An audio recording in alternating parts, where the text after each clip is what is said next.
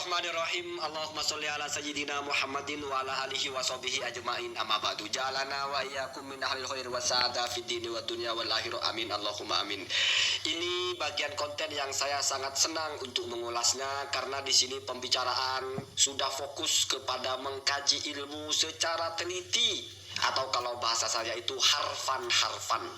Sudah diajak kita memahami kitab itu dari mulai kenapa di situ ada huruf ini, ada huruf itu dan sebagainya. Secara garis besar saya kasih deskripsi dulu bahwasanya salah satu dari poin kritik Gus Rumail Abbas itu adalah kok bisa redaksinya Fakhrul Razi itu dianggap sebagai pernyataan bahwa putra Ahmad Al-Muhajir itu hanya 3, yaitu Muhammad, terus Ali dan Husain, sehingga tidak ada yang namanya Abdullah atau Ubaidillah. Padahal redaksi dari Fakhrul Razi itu adalah jumlah ismiyah. Wa ma Ahmad fa'akibuhu min salasati banin. Kan di situ tidak ada pernyataan hanya 3. Kenapa kok dimaknai hanya 3? Kan itu yang dikritik. Dari mana ada teori jumlah ismiyah bermakna pembatasan, artinya tidak ada yang lain. Kira-kira kan begitu. Misalnya kalau orang bilang Muhammadun qaimun, Muhammad berdiri. Dari mana kita menyatakan itu adalah Muhammad hanya berdiri? Siapa tahu Muhammad berdiri juga sambil garuk-garuk dan sebagainya. Kira-kira begitu kan? Saya bahasakan dengan bahasa rakyat, bahasa saya, bahasa kita yang difahami semua orang. Biasanya kalau pembatasan itu ada metode kalimatnya. Misalnya istisna digabung dengan illah. Contohnya ma'akalah Muhammadun illa ruzzan. Muhammad tidak makan kecuali nasi. Oh, berarti yang dimakan hanya nasi, terbatas kepada nasi, gak makan yang lain. Itu contoh-contohnya. Kalimatnya Ar-Razi itu tidak ada menggunakan bahasa hasr yang kita kenal kalau kita ngaji balaghah. Kira-kira kan begitu. Lalu coba perhatikan bagaimana Kiai Haji Badudin itu memberikan bantahan. Yang pertama di sini ini sudah sering saya bicarakan, di mana saya bilang memang agak masuk akal kalau narasinya Fakhruddin itu atau Ar-Razi itu memang pembatasan. Kalau bahasa saya kan sederhana. Fakhruddin Ar-Razi menyebut ada 3. Ada apa kok tidak menyebut semua? Artinya kalau memang lebih kenapa nggak disebut? Artinya sangat mungkin kalau memang hanya 3. Samalah dengan kita bilang furudul wudu sitatun. Rukun wudu atau fardu wudu ada 6. Ya memang ada 6. Beda kalau misalnya kita bilang fardunya wudu itu niat. Nah, bukan berarti fardu wudu hanya niat, tetapi hanya mengatakan kalau niat termasuk fardu wudu. Tapi kalau sudah bilang jumlah, itu biasanya memang sudah semua disebut. Kalau bahasa saya itu sederhana. Kalau kita ngomong Maman itu anaknya Mimin, iya. Maman anak Mimin, iya. Tapi apakah Mimin cuma punya anak Maman? Oh, enggak. Kecuali kalau kita bilang Maman itu anaknya 3, Mimin, Mumun, Mukidi. Nah, itu berarti memang itu menjelaskan anaknya ada berapa. Ketika menjelaskan anaknya ada berapa lalu menyebut angka, oh berarti itu sudah menjelaskan semua anaknya. Ini ya anak ya, saya mau ajak kita itu dengan bahasa orang-orang intelek ini biar gak terlalu mumet kita pahami, saya tarik ke bahasa yang gampang gitu ya. Di bagian awal Kiai Haji Badudin itu berangkat dari secara pendalilan, artinya bahwa teori beliau sudah sesuai dengan teori ulama nasab, bahwasanya kalau memakai jumlah ismiyah dalam bentuk fa'akibuhu, maka itu sudah biasanya memang adalah hasr. Diambil dari mana? Ini yang pertama adalah diambil dari ucapan Mahdi Ar-Rojai kalau tidak salah ya. Coba di sini dijelaskan yang demikian sebagaimana dijelaskan oleh An-Nasabah Mahdi Ar-Rojai dalam kitabnya yang berjudul Al-Mu'kibun ya. Al-Mu'kibun itu orang-orang yang berketurunan ya. Wa min dzalika idza qalu akibuhu min fulanin au al-akibu min fulanin fa innahu yadullu ala anna akibahu munhasirun fihi. Ya, jadi kalau ada ulama nasab mengatakan akibuhu min ya, keturunannya dari atau keturunan fulan dari fulan, maka maksudnya itu memang menyebut semuanya. Artinya menyebut semuanya itu sudah terbatas ke situ saja ya. Sudah disebut semua, sudah terbatas kepada yang disebut di situ ya. Itu maksud dari ya dulu ala anna akibahu munhasirun fihi. Wa qauluhum aqabah, tapi kalau menggunakan jumlah fi'liyah, kalau akibuhu kan ismiyah, isim toh, jumlah mubtada khabar. Kalau aqabah berketurunan itu kan fi'il ya. Min fulanin dari fulan misalnya, fa innahu yadullu ala anna akibahu laisa bimunhasirin fihi. Kalau begitu maka bukan hasr. Artinya sama dengan saya seperti yang saya bilang, Muhammad itu anaknya adalah ini. Itu berarti terputus. Artinya terputus itu ya itu saja. Tetapi kalau misalnya kita bilang Muhammad punya anak bernama Mimin, itu tidak mesti hanya Mimin anaknya. Begitulah kalau bahasa gampangnya ya.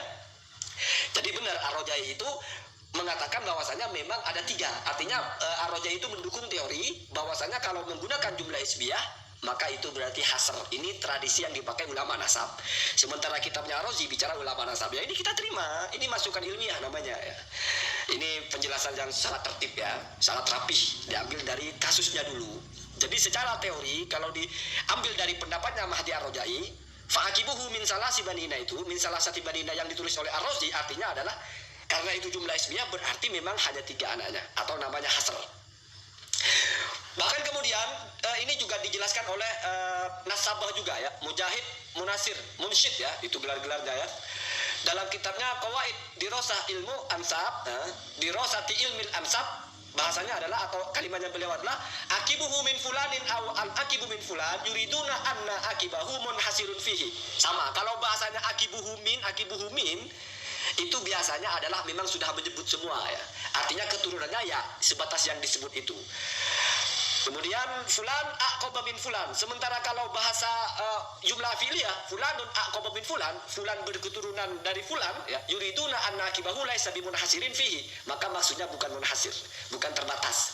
Jadi kalau bahasanya bahasa ismiyah akibuhu maka itu terbatas. Kalau bahasanya fi'liyah aqaba maka tidak terbatas ya.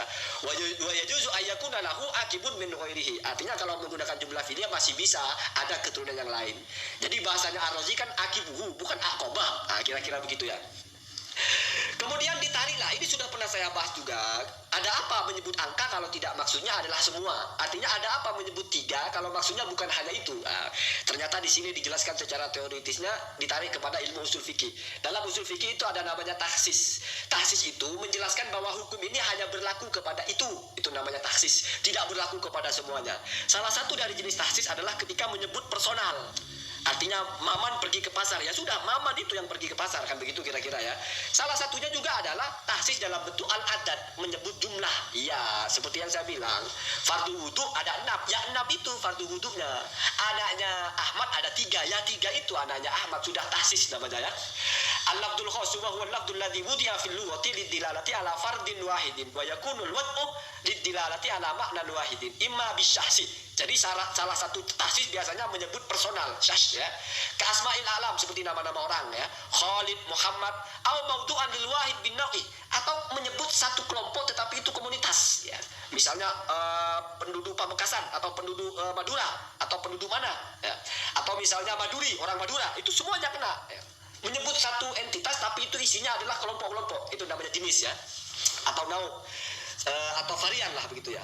Rajulun misalnya laki-laki, farsun atau kuda itu termasuk ya. Ini masuk kepada laki-laki, masuk kepada kuda. Kalau yang saya sebutkan itu masuk kepada suku ya. Au maudu'an lil afrad muta'addidah mahsurah, atau menyebut kelompok-kelompok yang berbeda-beda tetapi sudah terikat oleh bilangan. Nah itu masuk ya. Kal adat seperti contohnya itu hitungan itu juga khusus. Jadi kalau kita bilang hukum ini berlaku kepada 5 orang, maka hanya 5 orang itu yang kena hukum. Itu namanya taksis ya. Selain dari 5 orang tidak kena hukum ini. Artinya 5 orang dari kalian ini wajib pergi ke pasar. Berarti kewajiban pergi ke pasar berlaku kepada 5 orang itu. Kalau misalnya yang sedang mendengarkan omongan ini 10 orang, berarti 5-nya enggak termasuk. Itu namanya taksis. Beda kalau kalian semua harus ke pasar, berarti semuanya berlaku. Itu namanya am ya. Kalau diliputi, kalau hukum berlaku kepada semuanya berarti am, kalau kepada sebagian berarti taksis. Taksis salah satunya bentuk adat, ini pengokohannya. Jadi ketika Ar-Razi menyebut nama salah satu, menyebut bahasa salah satu benin 3 anak, berarti yang 3 saja, tidak termasuk ada anak-anak yang lain. Kira-kira begitu ya. Ini pembahasannya luar biasa ya. Kemudian lalu tentang khos, kalau sudah khos artinya status sebagai anak itu sudah khos kepada 3 orang, maka berlaku secara khos. Artinya hanya 3 yang berlaku sebagai anaknya Ahmad, tidak boleh ada yang lain.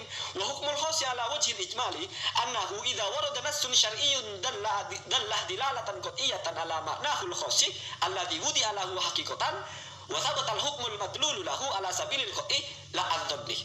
Kalau sudah tahsis, maka itu kepastian hukumnya adalah secara qat'i, secara pasti, bukan persepsi lagi. Ya. Jadi kalau kita bilang bahasa itu sudah spesifik, itu sudah qat'i, sudah pasti. Anak saya adalah 3. Kalau bahasa 3 di sini sudah dianggap menyebut semua, maka ini sudah secara pasti anak saya 3. Tidak ada interpretasi lagi, anak saya ada yang lain. Nah, kira-kira kan begitu ya. Bagaimana ini menjelaskan Kiai Mat itu menjelaskan teorinya bahwasanya Ar-Razi itu memang sudah isbat anaknya cuma 3, artinya menganulir anak yang lain ya, termasuk Abdullah atau Ubaidillah ya. Ini sesuai dengan firman Allah, fa kafaratuhu it'amu asyarati masakin wa huwa wujubu, dan itu atau kewajiban memberikan kafaroh makan itu adalah kepada wujubu asyarati masakin ya. Wajibnya itu ya kepada 10 ya. Artinya tidak boleh kurang, kan begitu ya. Kalau lebih ya nggak apa-apa, lebih berarti kan di luar kewajibannya, tapi kewajibannya tidak terkurangi. Kenapa? Karena 10 wajibnya, kan begitu. Jadi kalau sudah menyebut angka begitu, maka itu sudah qot'i.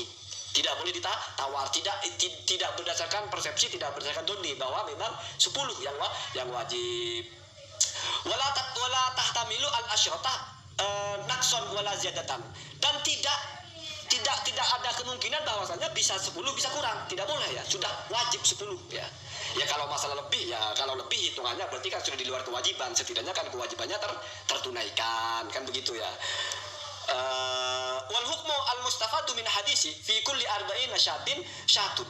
Dan juga ada hadis yang ada hukum yang disimpulkan dari hadis Nabi, di dalam 40 kambing ada zakatnya 1 kambing. Huwa takdirun nisabi alladzi tajibu az-zakatu fihi minal ghanami bi arba'in. Nah, di situ menjelaskan bahwasanya ada kewajiban 1 kambing ketika sudah ada 40 kambing, yang dimana 40 itu dianggap mencapai batas nisab kewajiban kamu membayar zakat kambing ya. Wa takdirul wajibi bi syatin bila ihtimalin ziyadatan au nakson fi hada au zaka. Maka kewajiban bahwa 40 itu sudah batasan kamu wajib berzakat, itu tidak ada ihtimal lagi, apakah mungkin wajib atau jangan-jangan tidak wajib, tidak ada. Itu namanya qot'i, sudah pasti. Pokoknya kalau 40 sudah wajib zakat ya. Kalau lebih ya kan yang dihitung 40-nya, bukan masalah lebihnya ya. Jadi kita fokus di angka 40. Kalau kurang ya tidak wajib. Kalau lebih itu kan sudah bicara 40 sudah ada, jadi tidak bicara lebihnya. Begitu maksudnya ya.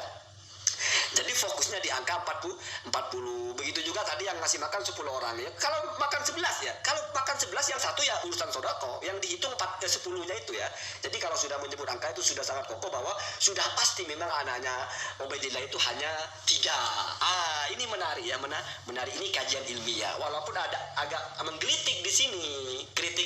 Kritik halusnya adalah Mahdi Ar-Raja'i itu yang memiliki teori kalau bahwasanya akibuhu itu berarti cuma 3 anaknya, mengatakan Ubaidillah itu putra Ahmad Al-Muhajir.